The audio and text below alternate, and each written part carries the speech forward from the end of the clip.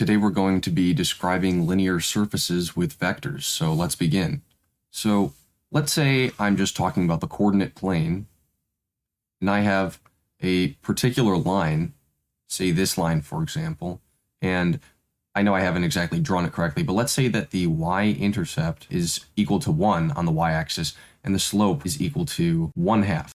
We would normally describe a line like this with a kind of slope-intercept form equation that y is equal to 1/2 x plus 1. Now you could still do that, but there's a better way to describe lines and planes and all sorts of higher dimensional linear surfaces using vectors. The way I'm going to do this is I'm going to say that, yes, we could describe every point on the line with this rule right here, but I could also say that every point on this line, say this point for example, is reached by taking two steps described by two vectors. The first thing I have to do is I have to travel from the origin onto this line. For every point that lies on this line, whether it's this green one over here or this green one over here, I first actually have to take my step onto the line, which we can represent with this blue vector right here.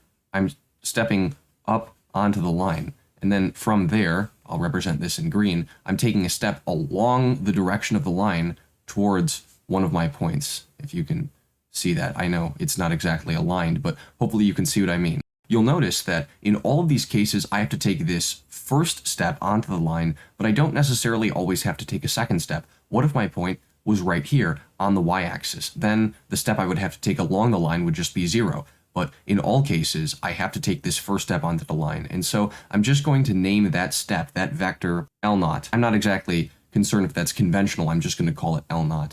And I'm going to call this vector, or this vector, whichever step I take, I'm going to call that L. And L will change depending on which point we want to reach, but L0 is always going to be the same. If this line is called L, the set of all of these points which I reach by following this sequence of two vectors, these two steps, I could say that the line L is equal to the set of all points reached by first taking the step L0, and then adding to that the step described by vector L, where again we understand that vector L is changing all the time depending on which point we want to reach. So let's figure out what these actually are. I've given a specific example here. I said the y-intercept was 1 and the slope was 1/2. In those cases, this vector that we need to step along in order to reach the line, 0, 1, because we're going a distance 0 along the x-axis and 1 along the y-axis to reach this point here. Now you'll notice I don't have to take this L0. I could take this L0, for example. This one would be -2, 0. So I could take -2, 0 to be L0. I essentially just need to pick any vector to be one that takes me from the origin to some point on the line. Vector L is going to be determined by the slope, which is 1/2. And I'm going to say that L is equal to the vector 2, 1, because we move 2 on the x, we move 1 on the y.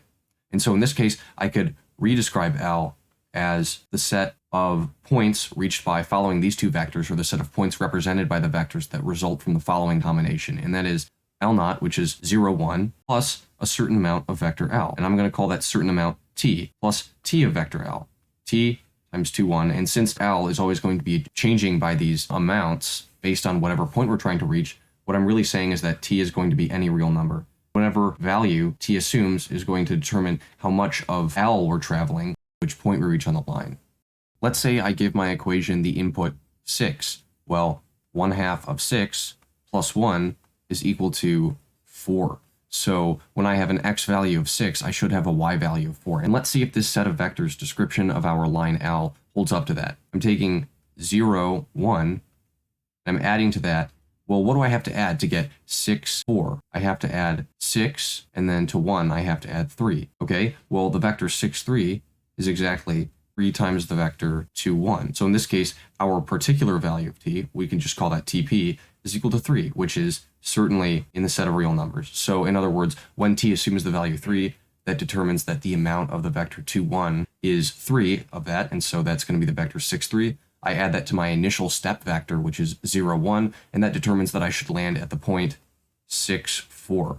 Okay, so here's another example. I have three-dimensional space, and describing linear surfaces, which basically means lines, planes, and their higher dimensional equivalents, is sometimes only possible when we use vectors, and the case of a line in three-dimensional space is one of those. I'm going to say that the constant step that I always have to take in order to get onto this line, of the many that I could have chosen, is the vector L0 is equal to 1, 1, 0. So this is a vector entirely in the xy plane, this horizontal plane here. I just step a distance of 1 along the x, 1 along the y, and I arrive on my line, and I didn't go any on the z. And let's say I wanted to get to this point, well then I'm going to have to travel along the line by some multiple of another vector, which is collinear with this entire line here, and that's the vector L. And I'm going to say that L is -1, 2, 4. And so this is just another example of how we can describe linear surfaces, in this case a line, by first taking a step and then taking some amount of another step described by another vector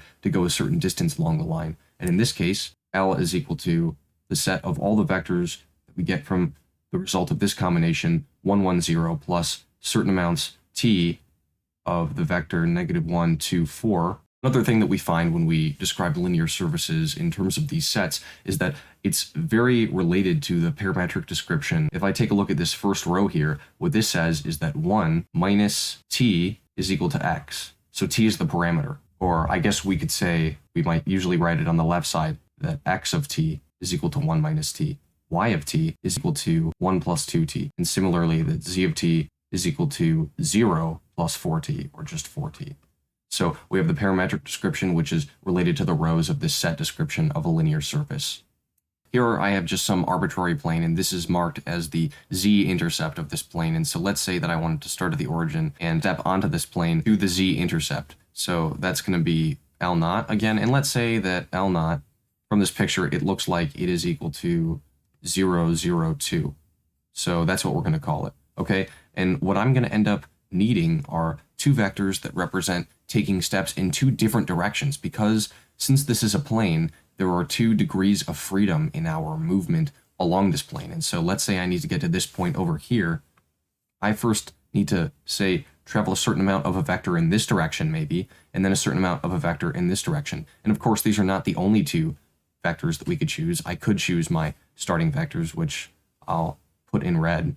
I could choose my vectors for the different degrees of freedom or the different directions along this plane as this vector and this vector, for example, because you'll notice since they aren't collinear, and we'll talk about this concept in later videos, this is called linear independence. The point is these vectors are linearly independent. They point in different directions, and so I can express a certain amount of rightness and leftness, as well as a certain amount of forwardness and backwardness, if you will, by these 2 vectors. Let's say that one of these vectors is called L1, and L1 is equal to 0, 3, -1, and then I have another one, L2, which is equal to 5, 0, 1.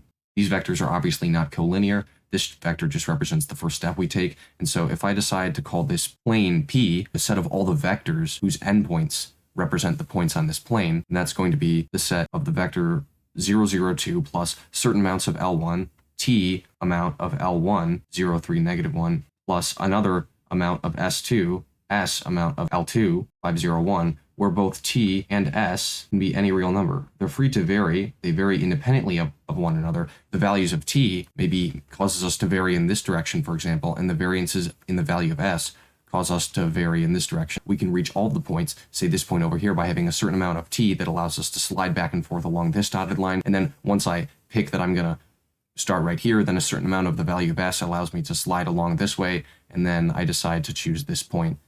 Here's just another short example. We could have a kind of plane called a degenerate plane. And a degenerate plane is a plane because this set of vectors has 2 parameters, t and s, and that's actually technically what makes it a plane. But it is functionally not a plane. That is, it doesn't look like this, but rather like this, like a line, because t and s multiply 2 vectors that are actually multiples of one another. -8, 2, -2 is just 2 times -4, 1, -1. And so if I choose specific values for t and s out of the real numbers, and I'll go a certain amount of the vector -8, 2, -2, another certain amount of the vector -4, 1, -1, but I'll really just be traveling along the same line. There won't be any freedom in my motion to go left or right from there, and I'll just be stuck on that line. It won't create a plane, or the term that we would use is this set of vectors will not span a plane. It will only span a line.